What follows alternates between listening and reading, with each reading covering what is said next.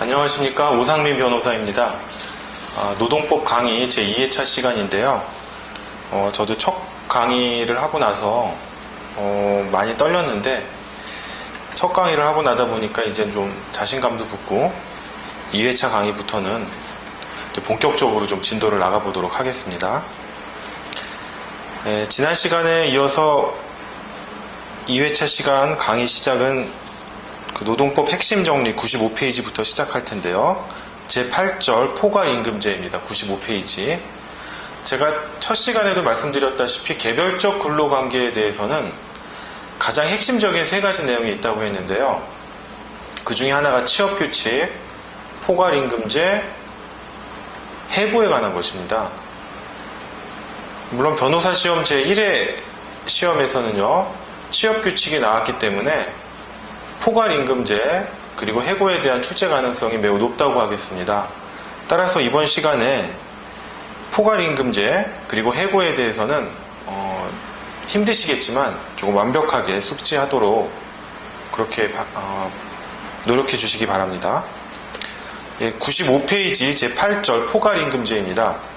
1번 의 포괄임금제란 근로계약에서 통상임금을 미리 정하지 않고 연장근로, 야간근로, 휴일근로에 대한 가산임금이나 주휴수당, 연차휴가수당 등의 휴가수당을 합한 일정 금액을 월급여액으로 정하거나 매월 일정액을 제수당으로 지급한다는 취지의 약정을 의미한다. 좀 길게 정의가 되어 있는데요. 완벽하게 아셔야 됩니다.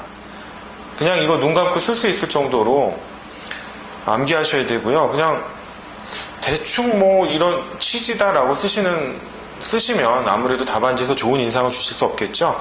일단 저기 구체적으로 뭐 통상임금 나와 있는데 지난 시간에 뭐 통상임금과 평균임금을 배우긴 했지만 사실은 뭐 그냥 제가 그냥 건너뛰었죠. 왜냐하면 시험에 나오기는 힘들 것이다. 뭐 평균임금, 통상임금 자체가 근로기준법이 아닌 근로기준법 시행령에 정의가 되어 있고요. 문제를 내게 되면 계산 문제가 될 수밖에 없고, 또한 이 판례가 원칙적인 것인 것을 판시하기보다는 개별 사례에서 개별 사업장에서 적용되는 임금 규칙에 따라 케이스 바이 케이스로 적용되기 때문에 평균 임금과 통상 임금에 대해서는 사실 그렇게 신경을 쓰진 않으셔도 됩니다. 다만 여러분들이 다른 부분을 공부하는 데 있어서 평균 임금과 통상 임금이 무엇이다라는 개념만 잡으시면 되는데요. 잠깐 91페이지로 오셔서요. 제5절 평균임금과 통상임금의 구별인데 이 도표 정도만 기억하시면 됩니다. 평균임금은 1급으로 계산되고 사후적 산술적 개념임 이렇게 돼 있고, 통상임금은 시간급으로 계산되고 사전적 평가적 개념임. 말 그대로 통상임금은요, 약정이 된 임금입니다. 약정. 상호간에 얼마 줄게. 근데 평균임금은 뭐냐면 약정이 이루어져서 실제 근로를 해가지고 지급된 거 있지 않습니까? 근데 지급을 하다 보니까 뭐 연차 휴가수당이라든지 주휴수당 또는 뭐 시간의 근로에는 뭐가 있겠습니까? 연장 근로, 야간 근로, 휴일 근로가 있겠죠. 이런 수당들이 총 지급됐을 때 내가 지급받은 금액이 얼마냐? 그것을 평균한 금액을 평균임금이라고 합니다. 평균임금은 다른 임금, 특히 퇴직금을 계산하는 기초가 되는 것이고요. 통상임금도 마찬가지로 다른 임금을 계산하는 기초가 되는 건데, 통상임금은 말 그대로 약정된 임금, 내가 받기로 한 약정된 임금 이렇게 생각하시면 되겠습니다. 자, 그럼 95페이지로 오셔서요. 포괄임금제란 근로계약에서 통상임금을 미리 정하지 않고 평균임금을 정할 수는 없죠. 왜냐하면 통상임금의 정의가 미리 약정된 임금이니까 근로계약에서 여러분들이 연봉계약이라든지 근로계약에 사인을 할 때 통상임금을 약정하는 것입니다. 그래서 통상임금을 미리 정하지 않고 연장근로, 야간근로, 휴일근로에 대한 가산임금이나 주휴수당, 연차휴가수당의 휴가수당을 합한 일정 금액이라고 했는데, 제가 판서를 하면서 설명을 드리겠습니다.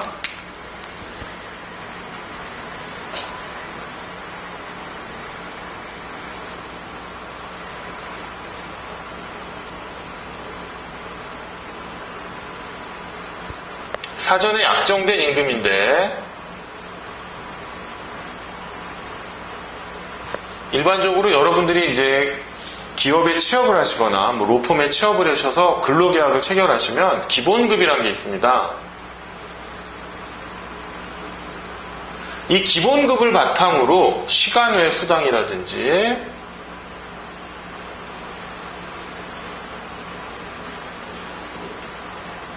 또 뭐가 있을까요? 예, 휴가수당 이런 것들을 산정을 합니다. 그러니까 여러분들이 아셔야 될 기본 팁은 뭐 이거 시험에 나오는 건 아닌데요. 기본급을 일단 높게 받는 게 좋죠. 기본급을 높게 받아야 이 높게 받은 거를 기초로 시간 내 수당이나 휴가 수당을 산출하기 때문입니다. 그래서 제가 지난 시간에도 잠깐 넘어가는 얘기로 했지만 회사에서는 1억 원이라는 연봉을 줄 때, 1억 원을 줄 때 기본급 포션을 어떻게든 줄이려고 한다. 나머지를 뭐 성과급, 상여급 이거를 많이 줘서 1억을 맞춘다. 그러나 우리는 같은 1억을 받더라도 어떻게 해야 된다? 기본급 포션을 높게 해서 받아야 된다. 성과랑 상여급은 조금 받아도 좋다. 왜? 기본급 기준으로 모든 게 계산이 되기 때문입니다. 같은 1억이라도 그 임금의 구성 항목이 달라지는 것입니다. 해피할 때 좋죠. 사용주랑 근로자의 관계가 좋을 때는 이렇게 받든 저렇게 받든 1억이지만 문제가 생기면 기본급 위주로 받기 때문에 사람이 살다 보면 어떻게 될지 아무도 모르지 않습니까? 그래서 항상 기본급 위주, 기본급 포션을 높게 받아야 된다. 이 부분 그냥 뭐 약간의 팁으로 설명드렸고요. 자, 그럼 다시 돌아와서 기본급을 바탕으로 시간 외 수당, 휴가 수당을 산정합니다. 뒤에 근로시간 부분에서 제가 자세히 설명드리겠지만요. 요 정도는 알고 계시면 됩니다. 요 정도만 알고 계셔도 충분합니다. 시간 외 수당은요. 연장근로에 따른 수당, 또 뭐가 있을까요? 야간근로,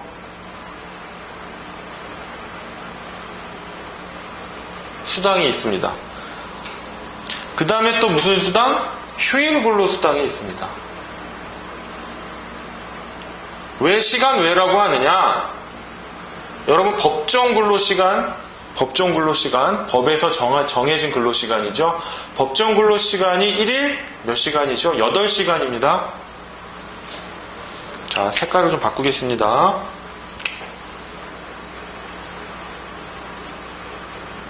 법정 근로시간 1일 8시간인데 이걸 넘어가면 연장근로, 야간근로, 휴일근로 수당이 되는 겁니다. 자, 그럼 연장근로 수당은 뭐 몇 시부터 몇 시까지냐? 연장근로 수당은요. 보시면 조문에도 있습니다. 근로기준법 제56조를 보시면 유추할 수 있는데요. 어쨌거나 밤 10시까지.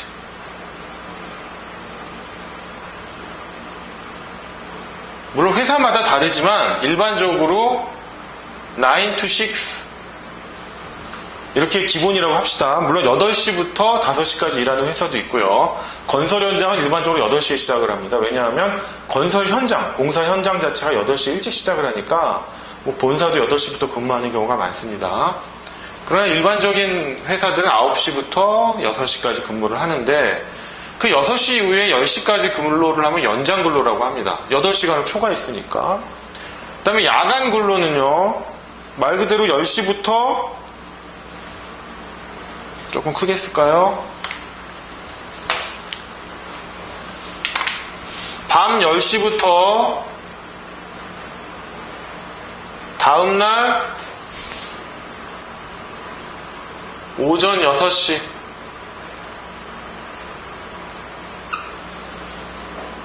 뭐 게임 회사 같은 분들은 아침에 9시에 출근하셔서 연장 근로도 하고 야간 근로까지 하는 경우도 많겠죠. 그 다음에 제조업체 같은 데 보면 뭐 3교대 24시간이니까 하루가 24시간이니까 3교대로 쪼개면 나누기 3하면 8시간 나오죠? 그래서 3교대제를 하는데 아침부터 밤 10시까지는 일을 안 하고 쉬시다가 밤에만 와서 일을 하시는 분들도 있습니다. 그러면 야간 근로를 한 거죠. 그러면 야간 근로 수당을 지급을 해야 됩니다. 여기서 조금 의문이 있을 수 있죠. 아니 선생님 법정 근로 시간은 1일 8시간 아닙니까? 네. 그런데 현대자동차에서 예를 들어서 현대자동차에 야간조에 편입되신 분들은 이때 일 안 하시죠? 네. 연장 근로도 안 하시죠? 네. 밤 10시부터 오셔서 오전 6시까지 일을 했으면 8시간 일한 거죠. 네. 그러면 법정 근로 시간 1일 8시간을 단지 낮이 아닌 야간에만 했을 뿐인데 왜 야간 근로 수당을 시간 외 수당으로 줘야 됩니까? 이런 의문이 생기죠. 똑같이 8시간 일한 건데 단지 밤에만 했을 뿐인데. 하지만 그때도 야간 근로 수당을 줘야 됩니다. 왜냐하면 근로 자체는 낮에 하게 되어 있죠. 사람의 생체 리듬에 따라서 그것을 역전시켜서 밤에 하면은 단순히 시간을 8시간 했다고 해서 기본급만 주는 게 아니라 야간 근로 수당을 줘야 되는 겁니다. 그 부분 혼동하지 마시고요. 휴일 근로 수당은 뭐냐? 휴일 근로 수당은 일주에 40시간 근무를 하면 1일 유급 휴가를 줘야 됩니다. 우리가 흔히 말하는 일요일입니다. 일요일. 주휴일이라고 하는데요. 일요일 날은 우리가 놀아도 근로를 하지 않아도 돈을 줘야 됩니다. 일주에 40시간을 일을 하면은 1일을 유급으로 휴가를 줘야 되는 겁니다. 근로를 하지 않고 놀아도 돈을 줘야 되는 겁니다. 근데 회사의 사정으로 일요일 날 나와서 일을 하면 일을 한 거에 대한 대가를 따로 또 줘야 된다는 겁니다. 놀아도 돈을 주는데 일을 했으니까 일한 거에 대한 돈을 또 줘야 된다는 거죠. 자, 휴가수당은 뭐냐면 말 그대로 휴가에 따른 겁니다. 흔히 대표적인 게 연차 휴가수당,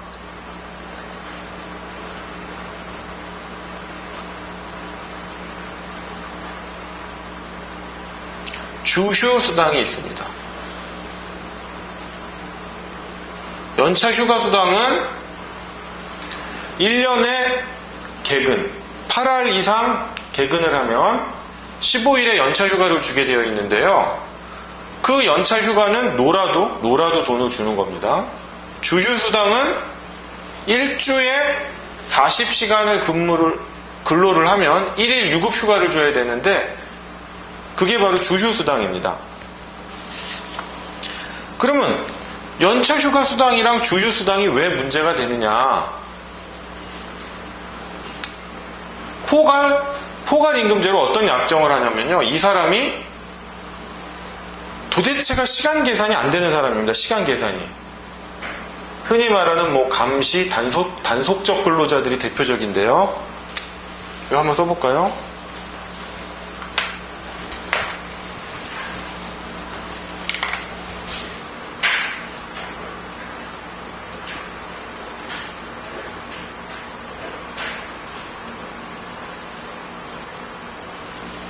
이런 분들은 근로시간을 산정하기가 어렵습니다. 근로시간 산정이 어렵고요.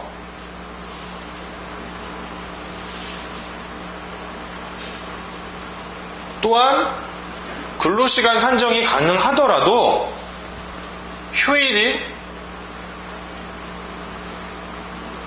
또는 휴가, 야간에도 근로가 수반되는 사람들이거든요. 그러니까 이걸 매번 계산하기가 복잡한 겁니다. 이걸 매번 계산하기가 복잡하니까 그냥 통으로 기본급, 시간외 수당, 휴가 수당 이렇게 구분을 하지 않고 통으로 얼마 이렇게 약정하는 게 바로 포괄임금입니다. 통으로 그냥.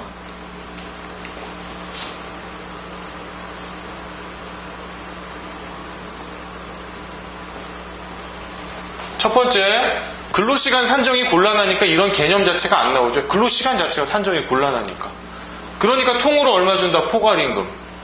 근로시간 산정은 가능한데 휴일, 휴가, 야간 근로, 연장 근로 이런 것들이 수반하니까 매번 계산하기 귀찮다. 통으로 주자. 근로시간 산정은 가능한데 두 가지 경우가 있겠죠. 이 경우를 포괄임금이라고 하는 겁니다.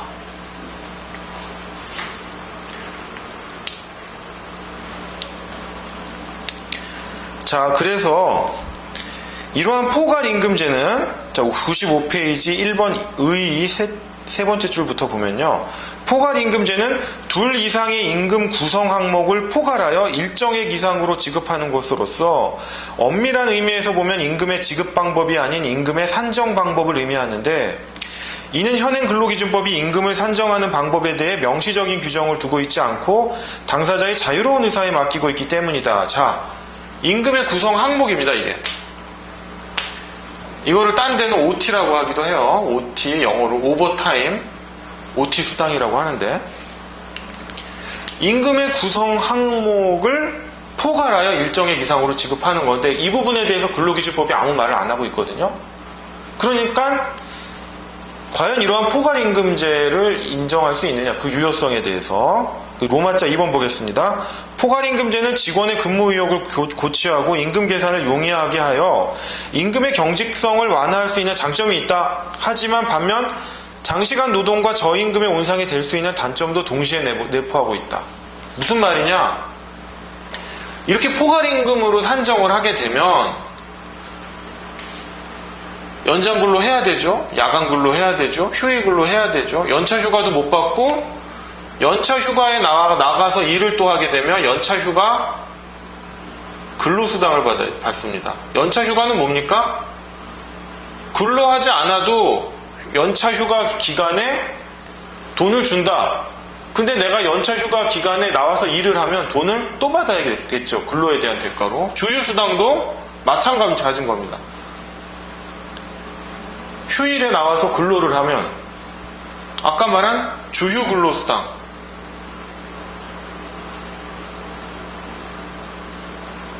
여기 휴일 근로수당하고 동일한 말입니다.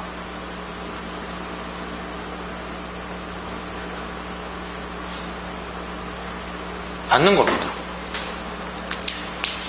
그러니까 나는 돈 안 받아도 돼, 쉬고 싶어라고 해도 이렇게 포괄임금 약정을 해서 하면 어떻게 되느냐? 야, 돈 줬잖아, 나와서 일해. 이렇게 되는 거죠. 그러니까 장시간 노동의 온상이 되고요. 저임금은 뭐냐면, 이걸 만약에 일일이 계산을 했는데 월급을 한 300만 원을 줘야 된다. 진짜 네가 일한 거 실제 계산해 보니까, 그러면 우리나라 기업가 중에 이 300만 원 이상을 포괄임금으로 주는 사람은 솔직히 드뭅니다. 대충 조금 적게 줍니다. 250만 원. 그러니까 일은 일대로 하고 쉬지도 못하고 자기 근로에 대한 대가를 완벽하게 받지 못한다라는 단점이 있죠.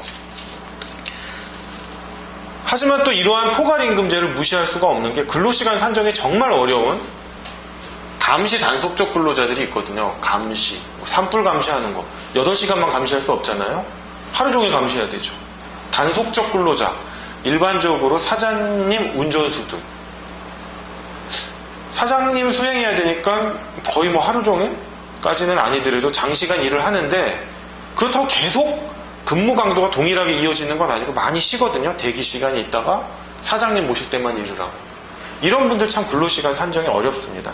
그래서 포괄임금제가 또 필요한 부분도 있습니다. 자, 그래서 96번 유형은 정액금 포괄임금과 정액수당 포괄임금이 있다. 뭐 요 정도 써주시면 뭐 답안이 풍성해지겠지만, 대충 개념은 정액급은 뭐냐? 기본급과는 별도로 요 시간 외 휴가수당만 합산을 하는 겁니다. 그게 정액금 포괄임금. 죄송합니다. 정액금은 기본급과 시간 외 휴가수당을 다 포괄하는 거고요.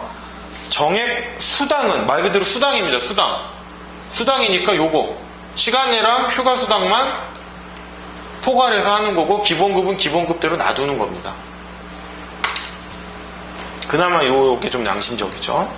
물론 임금 구성 항목에 시간 외 휴가수당 이것만 있는 게 아니고 많습니다. 뭐 정군수당, 뭐 가족수당, 뭐 복지수당, 되게 많습니다. 근데 여러분 이해하기 편하게 이 정도만 설명을 한 거고, 실제 시험에서 문제되는 것도 이 두 개이기 때문에 요것만 언급하고 있는 겁니다.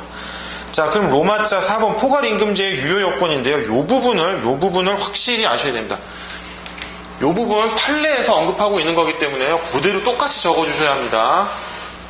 일단 칠판 지우고요.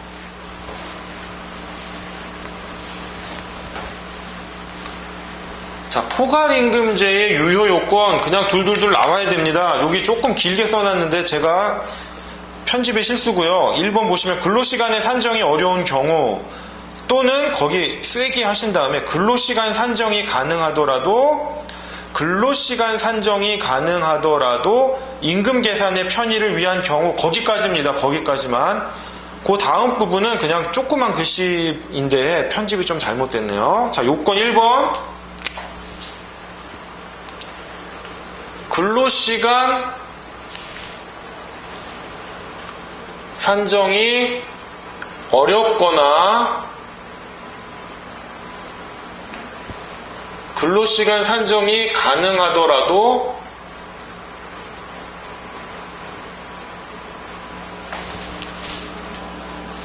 임금 계산의 편의를 위한 경우. 좀 지우겠습니다.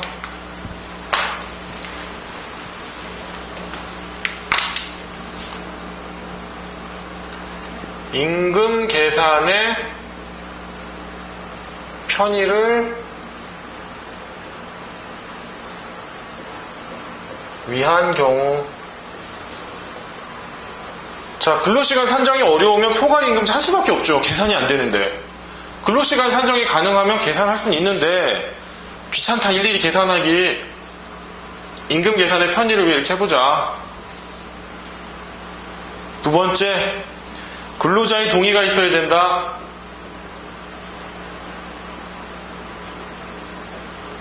근로자가 나 싫어, 원칙대로 해. 요거는 원칙대로 못하겠죠. 근로시간 산정이 어려운 경우는. 자, 명시적 동의여야 되죠. 동의는 뭐 당연히 명시적 동의인데, 이 동의 나오면 여러분은 뭐 노동법이 아니라 민법에서도 그냥 기계적으로 생각해야 됩니다. 묵시적 동의가 가능하냐. 묵시적 동의도 가능하다. 어떤 경우냐, 이런 포괄임금제를 산정했는데 근로자가 이의 없이 계속 임금을 수령하더라. 묵시적 동의 인정. 자, 세 번째, 단협, 단체협약, 취업규칙,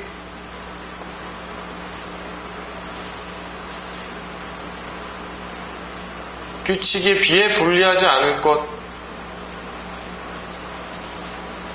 그냥 외우는 겁니다. 이거는 외우셔야 돼요. 무조건.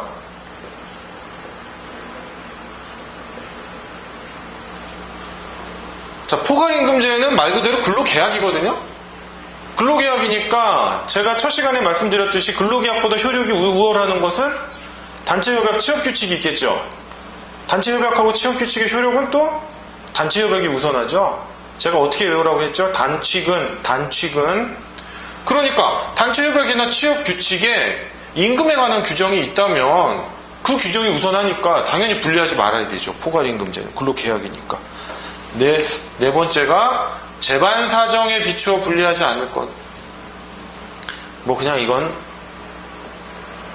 판례가 항상 쓰는 얘기죠. 재반 사정에 비추어.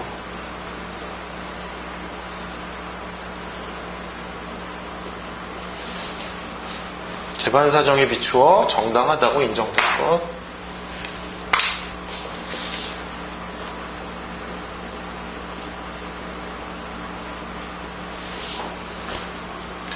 그냥 암기하시는 겁니다. 그냥 어쩔 수 없어요.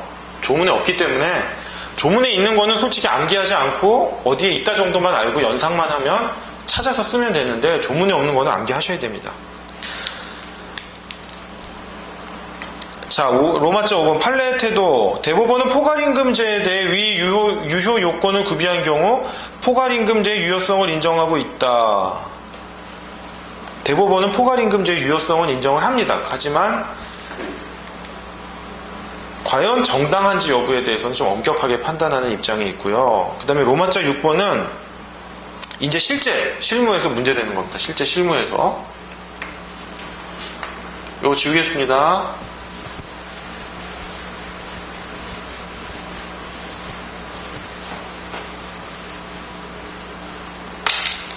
포괄임금은 말 그대로 그냥 예상 근로시간입니다. 너 한 요 정도 일하는 것 같아.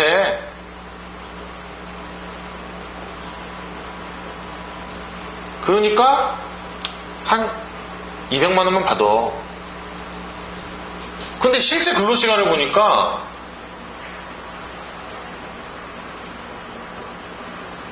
더해요, 더. 예상 근로시간보다. 그러면 200만 원 이상 받아야 되겠죠? 근로를 더 많이 했으니까.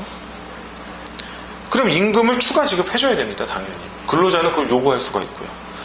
자, 그래서 가번 근로시간 산정이 어려운 경우. 말 그대로 근로시간 산정이 어려우니까 실제 근로시간 자체를 산정할 수가 없죠. 이러니까 이 경우는 뭐라고 항변할 수가 없는 겁니다. 대법원도 2008-6052번 판결을 보시면 감시 단속적 근로 등과 같이 근로시간의 산정이 어려운 경우에는 이와 달리 근로시간의 산정이 가능한 것을 전제로 하여 근로기준법상의 법정수단과의 차액을 청구하는 것을 받아들일 수 없다. 산정이 어려우니까. 내가 실제 근로시간이 얼마인지 파악이 돼서 예상된, 포괄임금제에서 예상된 근로시간보다 많다라고 나와야 그 차액을 청구하는데 실제 근로시간을 모르니까 이런 주장하지 말아라. 이겁니다. 그럼 반대 해석하면 실제 근로시간이 산정 가능하면 차액을 청구할 수 있다는 게 되겠죠? 그렇죠. 98페이지다. 근로시간 산정이 가능한 경우 근로기준법에 정한 기준에 따라 산정된 법정수단에 미달하는 때에는 그에 해당하는 포괄임금제에 의한 임금지급계약 부분은 근로자에게 불이익하여 무효이며 근로기준법 제15조 제1항 및 제2항에 의해 미지급된 임금을 추가로 지급하여야 한다. 당연한 겁니다. 자, 그러면 예상 근로시간보다 실제 근로시간이 적어요. 예상 근로시간이 더 많아요. 그럼 실제 근로시간은 분명히 적으니까 200만 원보다 더 적게 받아야 되거든요. 그쵸? 그러면 사용자가 200만 원 줘놓고 야, 실제 근로시간이 예상 근로시간보다 작은데 네가 더 받아갔네? 부당이득으로 반환해? 이런 얘기 할 수 있을까요? 안 된다. 근로기준법 제3조에 의해 동법에서 정하는 근로조건은 최저기준이다. 말 그대로 최저기준이니까 그거보다 높은 근로계약은 인정한다. 하지만 낮은 근로계약은 무효고 근로기준법에 정한 기준으로 정한다. 이렇게 돼 있거든요. 근로기준법의 규정이. 그렇다면 내가 근로계약으로 근로기준법보다 높게 계약을 체결했는데 요 정도만 하면 되는 근로기준법에는 그렇다고 해서 내가 요 차액만큼을 사용자는 청구할 수 없다라는 겁니다.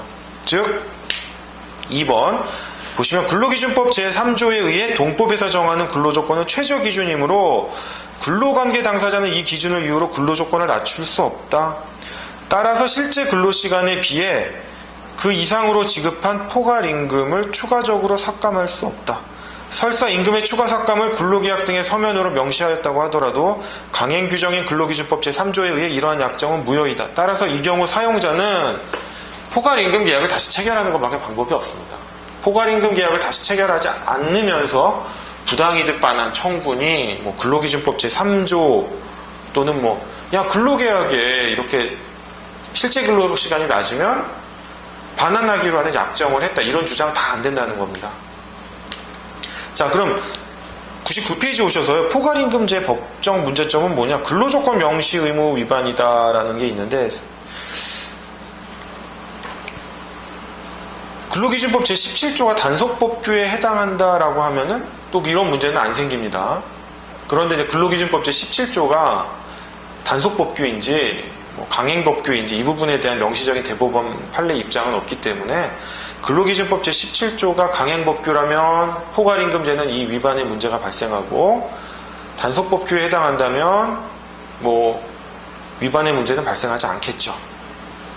그러나 대법원이 포괄임금제 유효성을 엄격하게 남아 인정하고 있는 걸 봐서는 간접적으로 근로기준법 제17조가 단속법규로 보는 것이 아닌가라는 생각을 하게 됩니다. 그 다음에 연차휴가 사용에 제한 포괄임금에 연차휴가 근로수당이 포함되어 있다면 포괄임금제는 근로자의 자유로운 연차휴가 사용을 억제하는 결과를 초래하여 근로기준법 제60조 위반의 문제점이 발생한다. 뭐냐?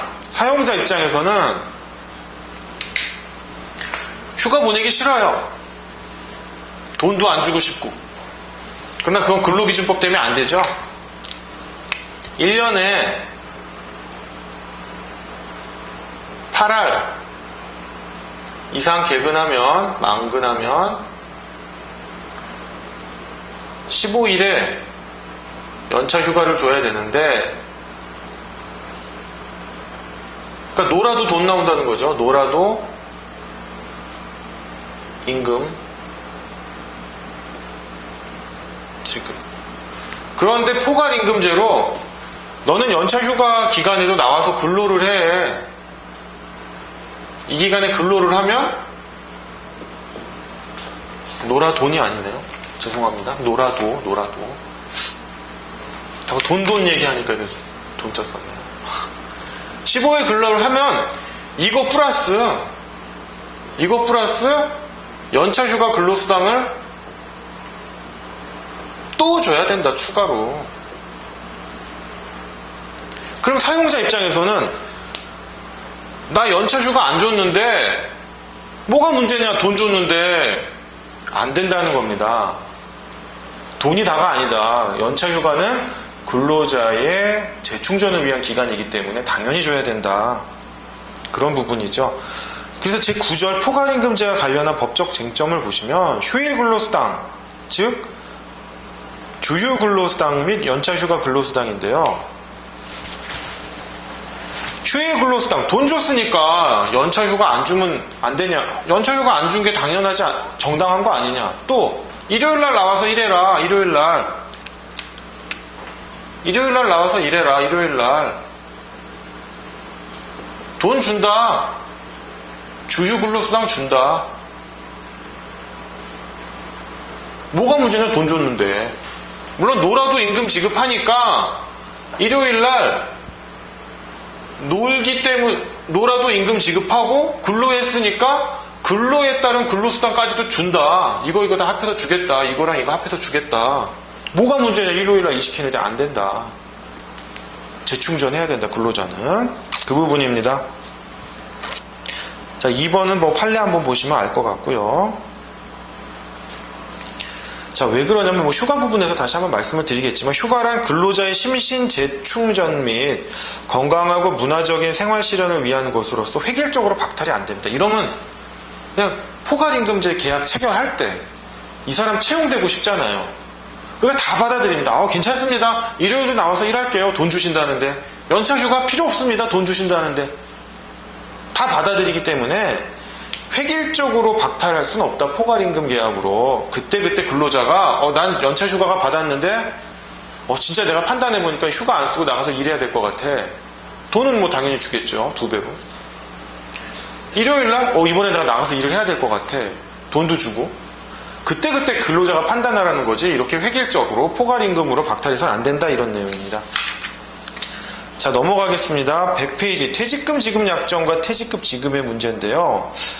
요 부분은 뭐냐면 뒤에서 자세히 하겠습니다. 퇴직금 부분에서 또 나옵니다. 이게 퇴직금이 포괄임금제랑 연관이 돼서요 문제가 됩니다. 이래서 제가 이번에 2회 변호사 시험에 나올 확률이 높지 않나. 정말 내고 싶어요. 이런 문제들. 근데 어렵기 때문에 조금 횟수가 된 다음에 낼까라는 생각도 드는데 그래도 반드시 알아두셔야 되는 게 이 포괄임금에 퇴직금 부분에서 자세히 설명하니까 여기서 약간 맛만 보여드리면 포괄임금에 우리가 이제 1년 이상 근로를 하면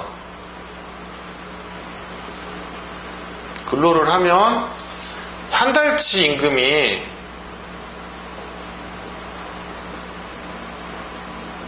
퇴직금으로 쌓입니다. 주는 건 아니에요. 왜냐? 퇴직금은 후불임금이기 때문에 물론 퇴직금의 성격에 대해 많이 학설이 있지만 후불임금설이 판례 다수설이고요. 퇴직금은 후불임금이고 근로관계 종료 시에 발생한다. 근로관계 종료는 뭐 많은 표현이죠. 당사자가 사망했거나 정년에 도달했거나 사직하거나 해고당했을 때 이걸 포괄하는 말입니다. 근로관계 종료 시에 발생하는데 사용자가 이거 그때그때마다 정산해주고 싶거든요. 쌓아놓으면 딴 마음도 생기고, 딴 마음 생긴다기보다는 뭐 이제 사업 자금으로 쓰겠죠. 그것도 그렇고, 이게 이제 퇴직금이 사원 때랑 부장 때랑 쌓이는 게 달라요. 왜냐하면 사원 때는 사원 임금으로 쌓이니까 퇴직금이 요만큼밖에 안 쌓이는데 부장 때는 부장 임금으로 쌓인 걸 계산하니까 이만큼 쌓이거든요. 그러니까 사용자 입장에서는 그때그때 정산을 해서 털고 싶은 거예요. 금액도 작으니까. 만약에 1년 이상 근로할 때 한 달치 임금을 준다고 했는데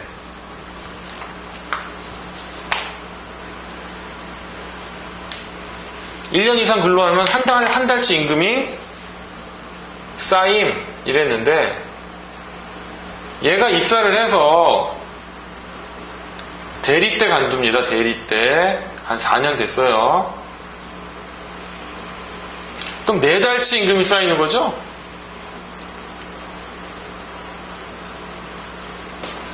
부장이 됐어요. 20년. 올해도 했네요. 그럼 20년 했으니까 뭐 20달치 임금이에요. 20달치 임금. 아니, 당연히 근무기간이 많으면 많이 쌓이는 거 아닙니까? 그렇죠. 근무기간이 많으면 많이 쌓이는데 그 많이 쌓이는 정도도 다르다는 게 이 4달치 임금이 이때는 대리 임금 기준으로 4달치. 이때는 부장 임금 기준으로 4달치입니다. 그러니까 사용자가 어떻게 하고 싶어요? 이때 주는 게 아니고 그때그때 털어버리고 싶은 겁니다. 그때그때 털어버리고 싶으니까 포괄임금을 주면서요.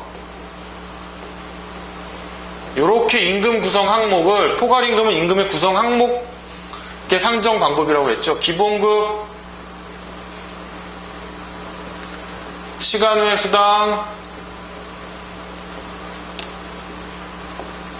휴가수당, 퇴직금 이렇게 합니다. 퇴직금 1년 단위로 그냥 쫙쫙 정리하겠다 이렇게 구성을 해버리는 겁니다.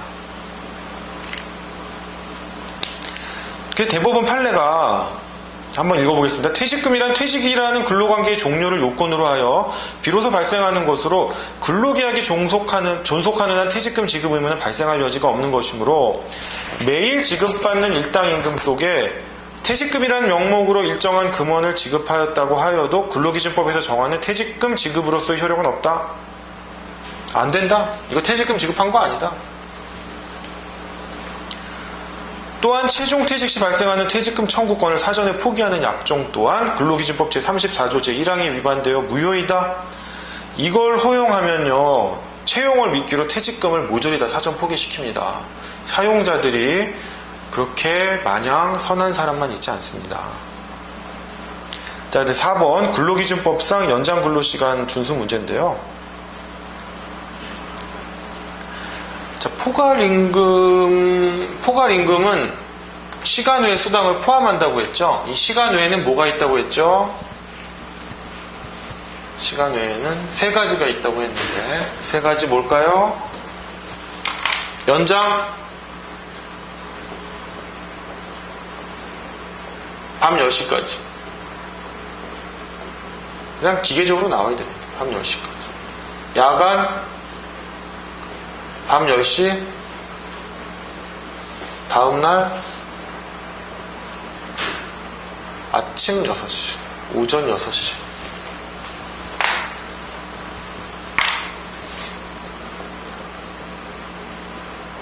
그 다음, 휴일 근로수당. 연장 근로수당, 야간 근로수당, 휴일 근로수당이 있습니다.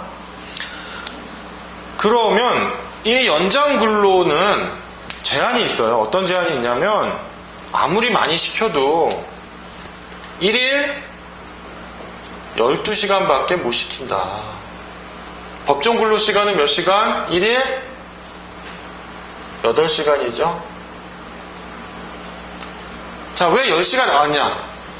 제가 일반적으로 9 to 6라고 했죠. 몇 시간 차이입니까? 4시간 차이 나죠? 여기 4시간을 딱 더하면 10시까지가 되거든요. 그래서 연장근로수당은 밤 10시까지입니다. 그래서 포괄임금으로 연장근로수당을 시간 외 수당으로서 지급하는 건 맞는데 이 사용자가 너무 장사가 잘 되나 봐요. 야, 나 돈 줄게. 돈 안 준다는 거 아니야. 돈을 준다니까. 우리 1일 13시간 하자. 아, 돈 준다니까. 돈 줄게. 돈은 좀. 그래서 임금에 대한 위반 문제는 발생 안 하는데 돈은 줬으니까. 그러나 연장근로시간 제한에 대한 규정에는 위반된다. 이런 겁니다. 자, 제10절 퇴직금인데요. 퇴직금은 사실 근로기준법보다는 근로자 퇴직급여 보장법에 규정이 돼 있기 때문에 시험에 안 나온다라고 생각할 수는 있지만요. 여러분 시험장에서 배포되는 법정에는 근로자 퇴직급여 보장법이 있습니다. 그래서 관련 규정을 숙지하셔야 되는데요. 그 다음에 이제 아까 말씀드린 포괄임금에다가 퇴직금을 넣어서 지급하는 경우에 대한 법적 문제점이 있거든요. 이 부분 시험에 나올 확률 높습니다. 그렇기 때문에 개념을 좀 아셔야 됩니다. 자, 퇴직금이란 1번 의 퇴직금이란 명칭에 상관없이 사용자가 일정 기간을 계속 근로하고 퇴직하는 근로자에게 그 계속 근로에 대한 대가로서 일시금으로 지급하는 후불적 임금의 성질을 띤 금원이다. 자, 근로자 퇴직급여 보장법에는요, 퇴직급여 이렇게 표현이 되어 있습니다. 퇴직급여. 그럼 이게 두 개인데 퇴직금과 퇴직연금이 있어요. 요건 뭐 그냥 참고로 알아두세요. 여러분들도 퇴직금 받아야 됩니다. 앞으로 이제 고령화 사회가 되면 연금 받는 사람이 참 유리해지는데 연금이 없는 사람들은요, 결국 퇴직금, 이 퇴직연금밖에 없어요. 그런데 퇴직금은 뭐냐?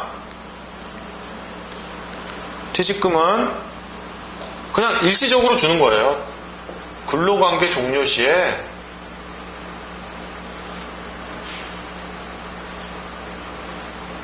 일시금으로 줍니다.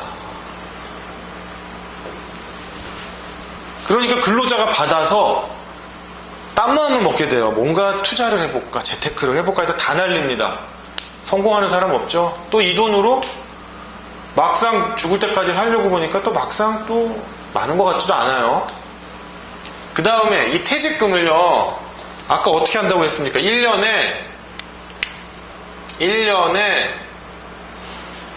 한 달치 급여를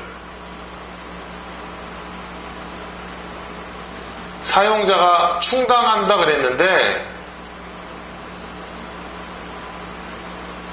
사용자가 그걸 따로따로 차곡차곡 쌓아두는 사람이 있는데 반면에 뭔가 회사가 위기에 빠지면 이 퇴직금, 사용자가 충당해 놓은 퇴직금을 전용하고 싶거든요. 뭔가 긴급한 자금으로 쓰고 싶고, 그럴 경우 뭐 잘 되면 회수하면 그만인데 잘 안 되면 퇴직금이 날아갑니다.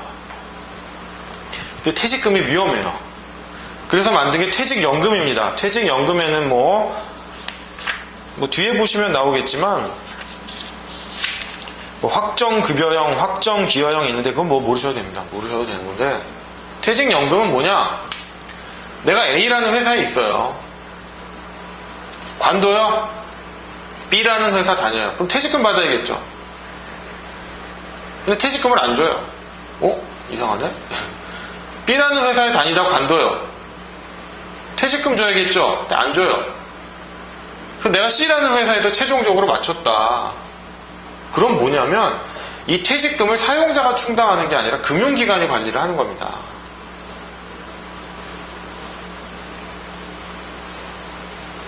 그러니까 직장의 변동에 상관없이 퇴직금은 일로 쌓이는 거예요, 다. 쌓여서 최종적으로 금융기관이 주는데 이걸 연금 형태로 주는 거예요, 연금 형태로. 그러니까 근로자 입장에서는 금융기관, 상대적으로 사용자보다는 안전도가 높은 금융기관이 충당을 하니까 믿을 수가 있고, 회사를 여러 번 옮겨도 나의 퇴직금이 꾸준히 쌓이는 거예요. 그때마다 일시금으로 안 받으니까. 그러니까 유리한 부분이 있죠. 이건 시험에 안 나옵니다. 이런 거 있다는 것만 아시면 되고요. 자, 2번 로마자 2번 법적 성질을 보면 퇴직금의 법적 성질에 대해 공로보상설, 생활보장설, 후불임금설들의 학설 대립이 있는데 대법원은 후불임금설의 입장이다. 이 학설이 뭔지 내용 다 쓸 필요 없습니다. 답안지에 쓸 거 많습니다. 이런 거 학설 내용 쓰다가 시간 낭비하지 마시고요. 그냥 학설 이런 게 있는데 대법원은 이런 입장이다. 대법원 판례가 이렇다라고 하면 그건 좀 강조를 해서 써주시고요. 제 친구 답안지 쓰는 거 보니까 판례는 강조하려고요. 판례의 입장, 판례의 태도하면 그 부분은 판례자는 한자로 쓰더라고요. 눈에 좀 띄라고. 딴 건 다 한글인데. 테크닉이죠, 일종의. 자, 퇴직금은 후불 임금에 해당하므로 사전에 이를 포기하는 약정, 임금 포기 약정 이런 건 말이 안 되죠. 그러니까 사전에 이를 포기하는 약정이나 이해 지급을 청구하는 민사소송을 제기하지 않겠다는 부재소 특약 같은 건 무효다. 다 무효다.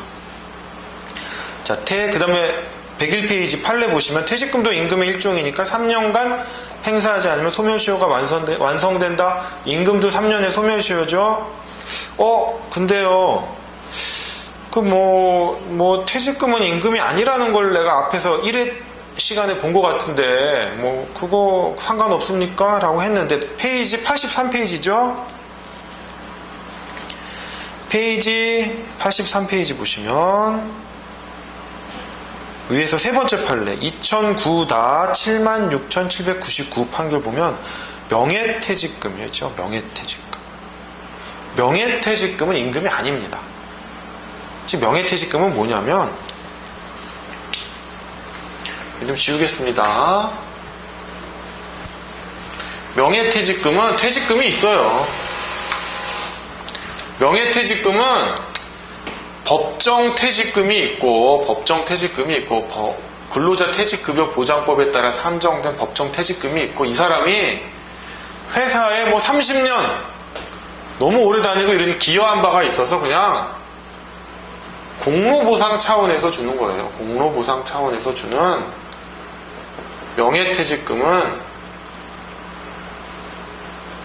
당연히 임금이 아니죠. 그냥 사용자가 호의로 베푼 건데. 그러니까 이거는 압류도 가능하다. 그 얘기입니다. 자, 101페이지 돌아오셔서요. 따라서 퇴직금은 임금이니까 임금 압류는 얼마? 2분의 1까지만 된다. 2분의 1만 압류된다. 명예퇴직금은 임금 아니다. 압류 가능하다. 전체에 대해서. 숙지하시기 바랍니다. 자, 101페이지 넘어가시고요. 102페이지 퇴직금의 차등지급금지입니다. 차등지급금지. 자, 동일한 성격의 근로자에 대해서 퇴직금을 차등으로 설정해서는 안 됩니다. 물론 일하는 게 다르면 퇴직금을 차등 설정할 수 있겠죠. 사무직, 기술직. 자, 이건 노조법에 나오는 내용인데 저 단서에 보시면 다만 대법원은 노조법 제35조의 일반적 구성력이 적용되지 않는 경우 단체 협약 적용 대상자와 비적용 대상자의 퇴직금 차등 지급은 가능하다고 판시하고 있다. 이 정도만 아시고요. 일반적 구성력은 노조법 제35조인데 268페이지에서 한번 볼 겁니다. 그러니까 퇴직금 차등 지급은 안 돼. 동일한 성격의 근로자에 대해서는 다만 단체 협약에 적용을 받는 조합원 근로자와 비조합원 근로자에 대해서는 퇴직금 차별 지급이 가능해. 단체 협약이 효력인 겁니다. 이거는 근로계약이 아니라. 자, 로마자 4번 퇴직금 산정 방법이 있는데요. 넘어가겠고요. 정 찜찜하시면 103페이지 각주 17번 위에 보면 연차휴가 미사용 수당 있죠. 뭐 요 정도 한번 그냥 보시면 되고요. 104페이지 넘어가셔서 이게 다 뭐 퇴직금 산정하는 건데 계산 문제 안 나오기 때문에 신경 안 쓰셔도 됩니다. 자, 그다음에 로마자 5번인데요. 요거는 좀 아셔야 되는 게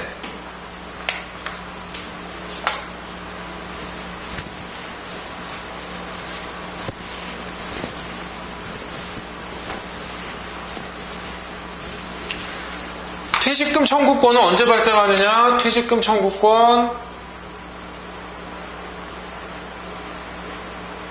이제는 뭐 줄줄 나오셔야죠. 설명 다 드렸는데. 퇴직금 청구권 발생 시기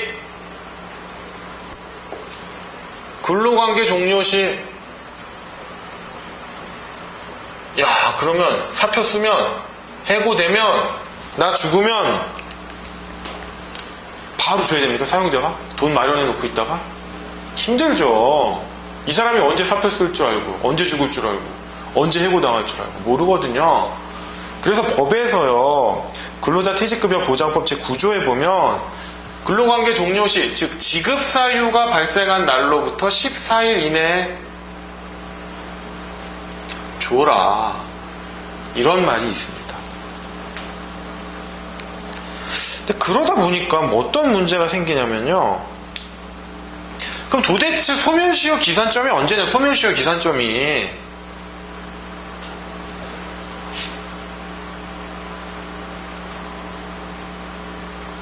근로관계 종료 시로부터 14일. 그럼 소멸시효 기산점이 여기부터냐? 여기부터냐? 어디면 근로자가 유리할까요? 어디면? 이쪽이 유리하죠. 뒤에서부터 잡혀줘야 더 멀리 가니까. 그런데 대법원은 이때부터 소멸시효 기산점이다. 이때부터가 죄송합니다. 이때부터가 소멸시효 기산점이다. 그럼 24일은 뭐냐? 그냥 지급을 유예해 준 것 뿐이지. 이를 가리켜 퇴직금 청구권 행사에 대한 법률상의 장애가 있으면 소멸시효가 진행이 안 되죠. 장애라고 볼 수 없고, 따라서 퇴직금 청구권은 퇴직한 다음 날부터 이를 행사할 수 있다. 2001-24,051 판결 아래에 있는 거죠. 105페이지 아래. 그 부분 밑에서 셋째 줄. 그 부분 반드시 숙지하셔야 됩니다. 자, 106페이지에 오셔서 퇴직금 지급 청구권과 관련한 법적 쟁점인데요. 요거는 이제 민법적인 문제인데 시험에 나올지 안 나올지 모르겠지만 조금 민법을 공부하신 분이면 이런 의문이 생기실 거예요. 그래, 소멸시효 기산점은 여기라 치자.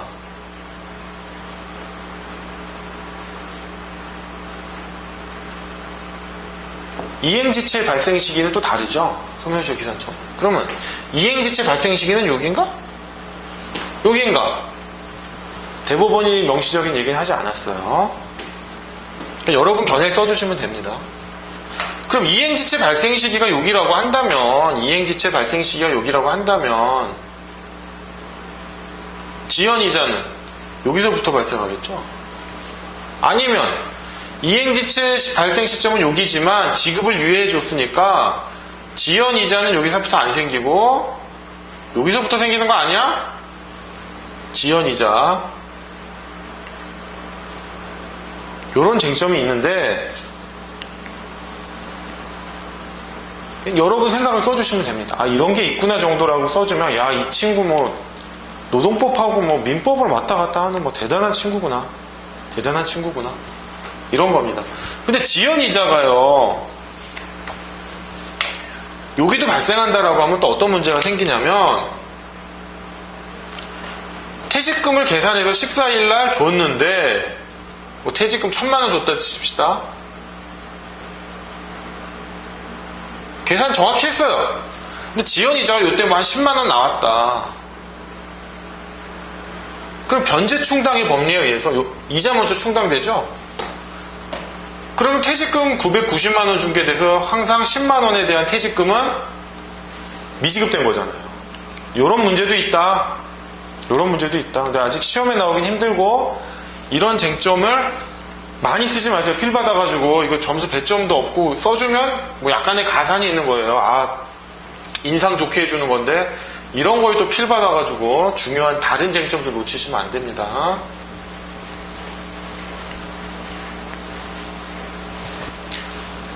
자, 로마자 6번 퇴직금의 시효 아까 3년이라는 점 말씀드렸고요. 그 다음에 퇴직금의 중간정산인데요. 퇴직금의 중간정산이 아까 말한 포괄임금제랑 또 연결이 돼 있습니다. 이 부분이. 계속해서 어려운 부분이 나와서 설명을 자세히 드리고 있는 겁니다. 퇴직금 중간정산은요. 입사를 했어요. 근로관계 종료.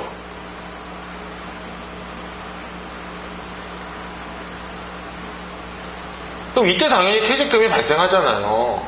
퇴직금 청구권이 발생하고 퇴직금 지급은 그 지급 사유가 발생한 날, 즉 근로관계가 종료한 날로부터 14일, 그 14일은 지급을 유예한 기간에 불과하니까 소멸시효는 이때부터. 오케이. 그런데 이 사람이 갑자기 돈이 급해요. 딸이 결혼한다. 아버지가 아프다. 퇴직금을 중간에 받을 수 있느냐? 있습니다. 급한데 내 돈인데 후불임금이라고 했잖아요. 내 돈인데 후불임금 받아야죠. 근로자 퇴직급여 보장법 제8조 2항이 퇴직금 중간정산을 인정하고 있는데요. 그 요건이 있습니다. 2번에 보시면 중간정산을 요구하는 근로자의 요구가 자유로운 의사에 근거한 명시적인 의사여야 하고 중간정산 이후에 장래의 정산에 대해서도 사전에 중간정산 약정이 허용되지 않아야 하며 사용자의 동의가 있어야 한다. 특히 연봉제 계약과 결합될 경우에는 특히 계약 체결 시 연봉에 포함되는 퇴직금의 액수가 명확하게 명시되어 있어야 한다. 제가 포괄임금제랑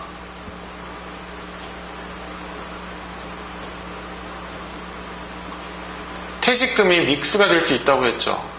어떻게? 악랄하게 1년마다 정산을 해준다. 보세요. 입사해가지고 1년마다 정산해주는 겁니다. 1년마다 계속. 아까 왜? 부장은 부장의 임금으로 퇴직금이 계산되고 대리는 대리의 임금으로 계산되니까 사용자 입장에서는 싼 임금일 때 빨리빨리 털어버리고 싶은 겁니다. 자, 입사할 때 포괄임금 계약을 맺고 퇴직금을 나 1년마다 정산해주세요. 그러면 요건 중에 중간정산을 요구하는 근로자의 요구가 자유로운 의사에 근거를 한 거라고 할 수 있을까요? 아니죠. 그러니까 1년마다 약정할 수 없다는 겁니다. 2번, 중간정산 이후에 장래의 근로기간에 대한 사전 중간정산 약정이 허용되지 않아야 하는데 이렇게 1년마다 약정하는 건 뭐예요? 그냥 획일적으로 지금 주겠다는 거 아니에요. 장래에 대해서도. 그러나 이 경우는 내가 사유가 있어서 퇴직금 중간정산을 근로자의 자유로운 의사에 한 거고 그 다음엔 나 중간정산 안 받겠다. 혹시 또 모르는 또 새로운 일이 닥치면 그때 하겠다. 그러나 이거는 장래의 중간정산 약정이 계속 획일적으로 돼 있잖아요. 안 된다 그래서. 그 다음에 사용자의 동의가 있어야 한다는 건 뭐냐면요. 근로자가 중간정산을 요구해도요. 사용자는 거부할 수 있습니다. 얘가 뭔가 딴짓하는 것 같아요. 도박자금으로 쓸 것 같기도 하고. 안 줄 수도 있고요. 일부만 줄 수도 있고요. 그 다음에 4번 특히 연봉제 계약과 체결할 경우 그 요건 아시면 되고요. 자, 그래서 107페이지 두 번째 음영 박스를 보시면 근로자의 퇴직금 중간정산 요구가 있다고 하더라도 사용자가 반드시 중간정산을 해야 하는 의무가 있는 것은 아니다. 또한 근로자는 근로기간의 일부에 대해서만 중간정산을 요구하는 것도 가능하다. 이 경우 이제 비진의 의사표시가 문제되는 거죠. 아까 말한 이 경우는 비진의 의사표시가 문제될 리가 없어요. 근데 이 경우 채용되고 싶으니까 억지로 마음에 없이 1년마다 정산해주세요 라고 한 게 비진의 의사표시에 해당될 여지가 있다.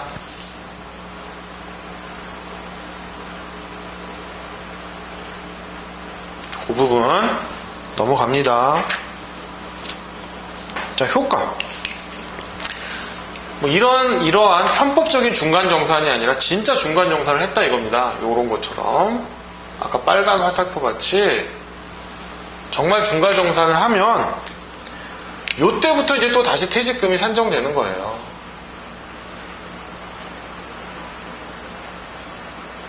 받았으니까 요때부터 요 시점부터 다시 퇴직금을 산정하는데 퇴직금이 언제 발생한다? 1년 이상 돼야 발생하잖아요. 근데 요때부터 다시 산정을 하는데 요 기간까지가 1년이 안 돼요. 1년이 안 됨.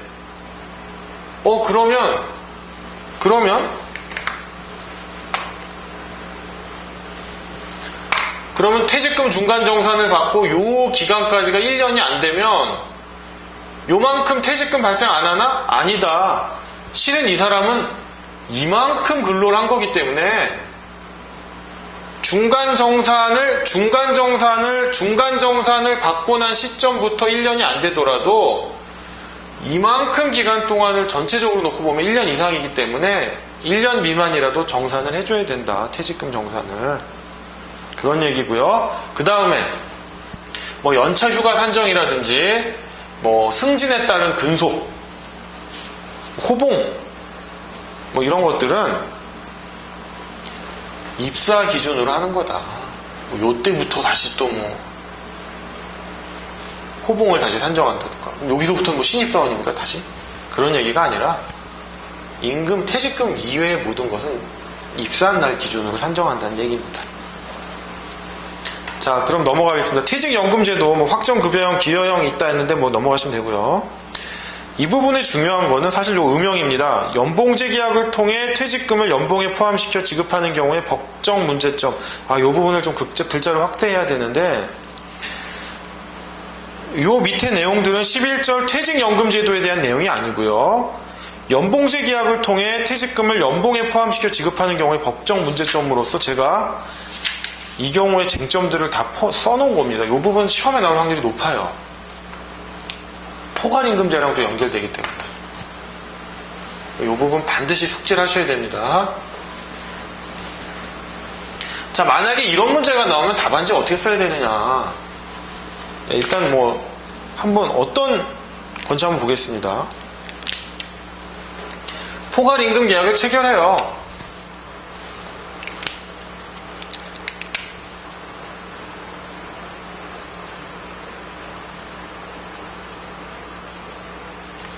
임금의 구성 항목에 대한 거죠. 첫 번째 기본급이 있죠. 시간 외 수당,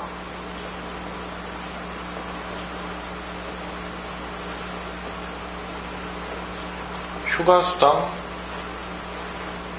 와, 이제 또 퇴직금까지 넣었어요. 아까 단순하게 안 된다! 라고 했는데 이 부분에 대해서 그냥 안 된다라고 쓰면 답안지를 못 채우잖아요.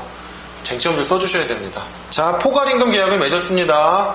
그런데 요 수당만 정액으로 하는 걸 뭐라고 했죠? 수당만 정액으로 하면 정액수당이고 정액수당 포괄임금이고 기본급까지 하면은 정액금 포괄임금이라는 거 앞에서 말씀드렸죠. 자, 어쨌든 이렇게 했어요. 포괄임금 계약을 했는데 이 경우에 그럼 좋다.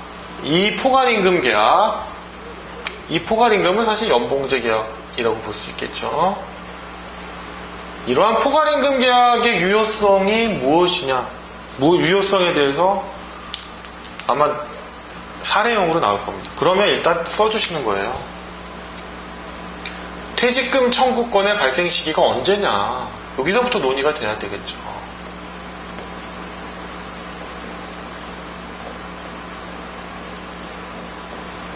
근로관계 종료시라고 그랬죠? 그럼 실제로 퇴직금 지급은 근로관계가 종료시, 그 지급 사유가 발생한 날로부터 14일 이내 했습니다. 그러니까 근로관계 종료 안 했는데 퇴직금을 포함하면 이건 뭐예요? 무효죠. 안 되죠.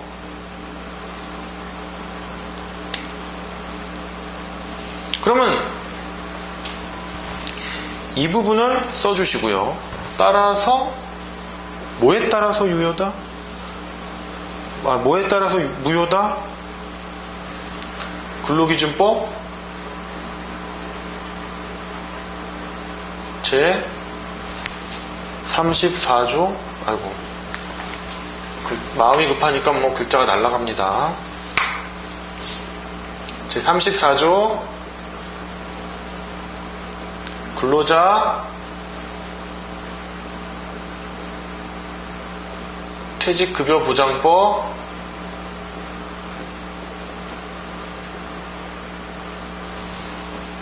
제 8조 1항 무효다.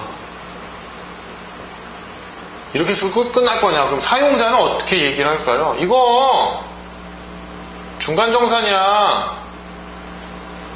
괜찮아. 근데 중간정산 요건이 있었잖아요. 4가지. 4가지 해당됩니까? 안 되죠. 4가지 요건이 아까 뭐였습니까?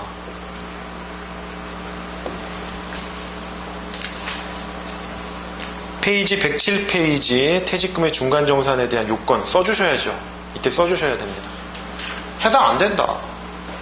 그럼 사용자는 또 뭐라고 할까요? 이거 퇴직금의 사전 포기야. 그런데 퇴직금은 뭐예요? 후불임금이죠. 대법원이 후불임금설이라고 했으니까 후불임금. 임금의 포기가 가능합니까? 말도 안 되죠. 4가지 요건에 안 맞다. 임금의 포기니까 퇴직금 포함시키면 안 된다. 이렇게 써주시는 겁니다.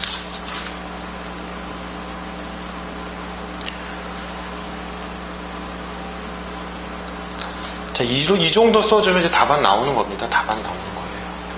110페이지 넘어가시면 근로기준법 제36조 위반 여부 이 부분은 그냥 조금 나중에 설명드리고요. 일단 요 로마자 6번 부당이득의 성립 여부인데 요거까지 써주시면 완벽합니다.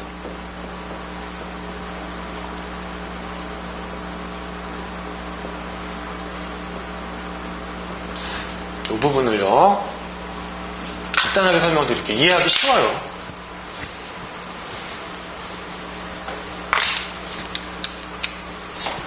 갑이라는 사람이 있는데 한 달치 임금이 200만 원이에요. 진짜 200만 원. 딱 200만 원. 아, 240만 원이라고 하죠. 240만 원. 계산하기 편하게.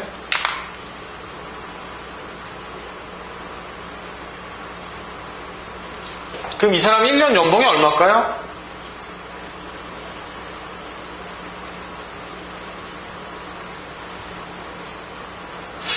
아, 이거 좀 계산이 복잡해요. 다시요. 200만원이라고 할게요. 200만원. 죄송합니다. 그럼 200만원 곱하기 12를 하면 1년 연봉은 2,400만원이거든요. 그죠? 그럼 퇴직금은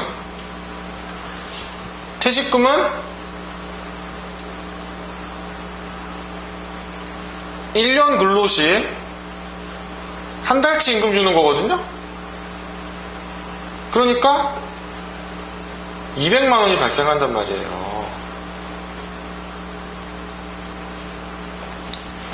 요거를 한 달 한 달 나눠서 주는 겁니다.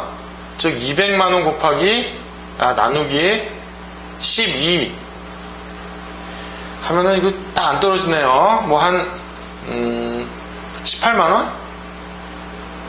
18만원 정도 되나? 이 정도 된다고 대략. 그러면 포괄임금 약정에 아까 한 달치 임금에다가 퇴직금을 넣어준다고 했거든요. 그러면 18만원 줘야 돼요.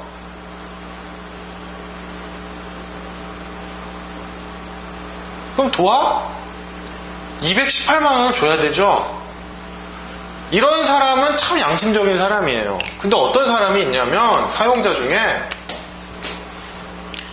한 달치 임금을 200만 원만 줘요. 진짜로 딱 일한 만큼만 주고는 장난을 쳐요. 18만 원을 더 줘야 되는데 요거를 딱 나눠요. 180만 원이 임금이고 눈 가리고 아웅하는 거죠. 20만 원이 퇴직금이야. 이런 식으로. 명목상 퇴직금은 나갔지만 실제 퇴직금 나갔나요? 안 나갔죠. 요 경우는 실제 퇴직금 나간 거예요. 18만 원이. 그럼 문제는 뭐냐면 요 1번 케이스든 2번 케이스든 포괄임금제를 통해서 퇴직금을 사전에 지급하는 거 한 달마다 유효다 무효다? 무효죠. 여기 했잖아요. 무효다. 중간정산으로서도 안 되고 퇴직금 사전 포기도 안 된다. 그럼 1번으로 했든 2번으로 했든 무효예요. 그러면 이 사람은 퇴직금 나중에 다시 줘야 돼요. 이 사람도 줘야 돼요. 근데 1번 사용자 입장에서 보면 뭔가 이상한 거예요. 오늘 내가 퇴직금이 다시 줘야 되는 건 알겠는데 나 요 정도는 미리 줬잖아. 요만큼은 줬잖아. 어쨌든 내가 줬잖아. 임금도 아닌데 줬잖아. 이건 돌려받아야지. 이게 부당이득 문제예요. 얘는 부당이득이 안 생겨요. 부당이득 반환을 할 수가 없죠. 부당이득 반환을 못해요. 이 경우에는. 왜? 명목상의 퇴직금 나갔지 실제로 나간 게 없잖아요. 퇴직금이. 근데 얘는 퇴직금이 나갔잖아요.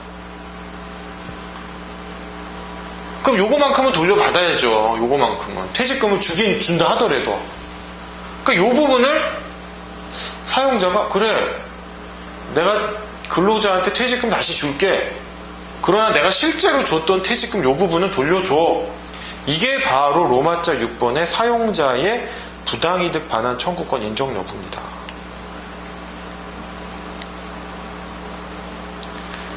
그럼 이 경우에 어떤 상황이 발생했냐면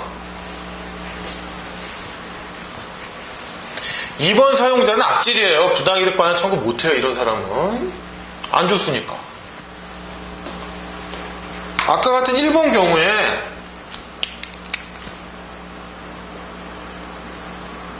근로자가 사용자한테 퇴직금 청구를 해요. 그럼 뭐다? 줘야 된다. 저런 약정은 무효니까. 오케이? 근데 사용자가 가만 보니까 아닌 것 같아. 나 실제로 줬는데. 그럼 저건 돌려줘. 부당이득 반환 청구 인정. 그 사용자가 근로자가 원고일 때 피고인 사용자가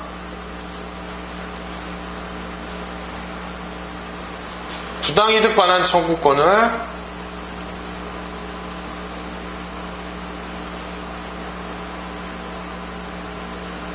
그냥 이 표현대로 외우세요. 자동채권으로 상계항변한 거예요.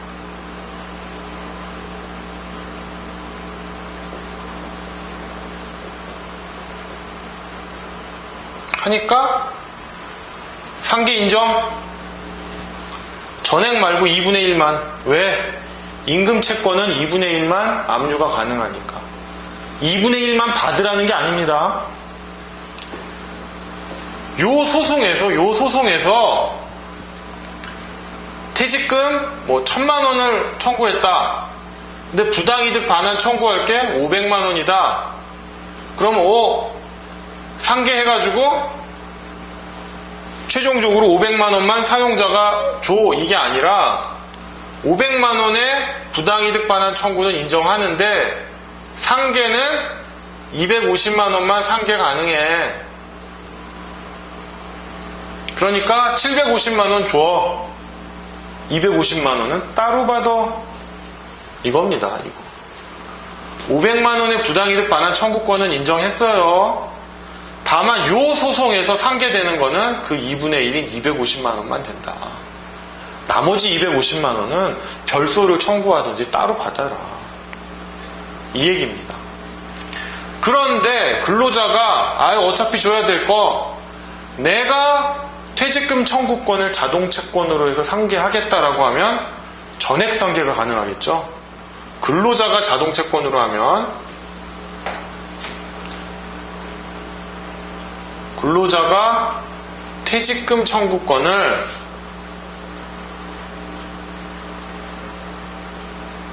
자동채권으로 하면 상계하면 전액 상계. 따라서 사용자는 500만 원만 주면 되는 겁니다. 그 부분. 근데 요 사안에서 제가 조금 문제가 되는 건 사용자가 상계항변을 하지 말고 상계항변도 하는데 반소를 청구했으면 어떻게 됐을까? 뭐 이런 자동채권, 수동채권 얘기 없이 그냥 다 그냥 500만 원만 지급되는 게 아니었나 이런 생각도 하는데요. 실제 요 사건에서는 사용자가 반소를 제기하진 않았습니다. 자, 요 부분 중요한 부분이라서요. 진도는 좀 느리게 나갔지만 자세히 설명드렸습니다.